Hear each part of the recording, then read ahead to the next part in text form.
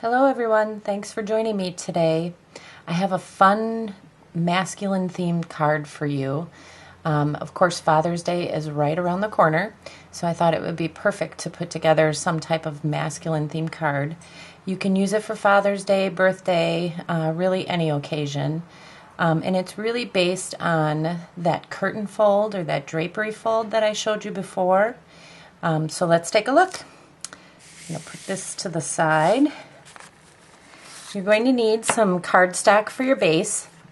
So for this card, I just have a piece of very vanilla cardstock.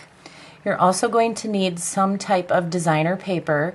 I'm using some retired paper, but you can use any designer paper you like for the shirt. So for this particular card, I chose to use some chevron paper, but again, you can use any paper you like. Make sure that you choose a paper that has a pattern on both sides. So this particular paper has a pattern, a chevron pattern on one side, and then it has this very small pattern on the other side, which was perfect for making a shirt. So I have this paper, and it's cut to 5.5. So this is 5.5 by 4.25, so it's the exact same size as this card. And then I also have a smaller piece because we're going to use this piece as the trim that comes right down the front of the shirt. So this piece is cut to 1.25 by 4.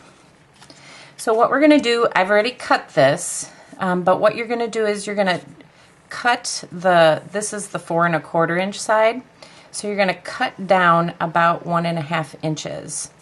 All right, and then you're going to fold these back like I showed you before. You're just going to line up the ends. So I kind of start off on the end here. Make sure I have a good fold. And then you're going to do the same thing on this side. You want to line it up at the end. Start at the end there and get your crease going. And then just fold it along. So that'll give you the collar for your shirt. All right. Then I'm just going to take a couple of, if I can find them, a couple of little dimensionals, these little pop dot things, and I'm going to put one under each part of the collar. But I'm going to grab my little piece of paper here.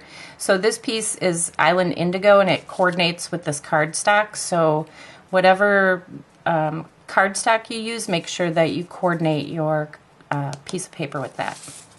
So I am just going to put some tape on here, and we are going to put this right down the center. And I might have to trim it a little bit. Then I'm going to peel off these little stickers off my dimensionals and fold this down, and you have your shirt. So mine is overhanging just a little bit, so I'm just going to trim it off with the scissors. But you want to at least start with a 4-inch piece to make sure that you have enough. All right, so then we are just going to add some tape, and I make sure that I tape all of the corners here.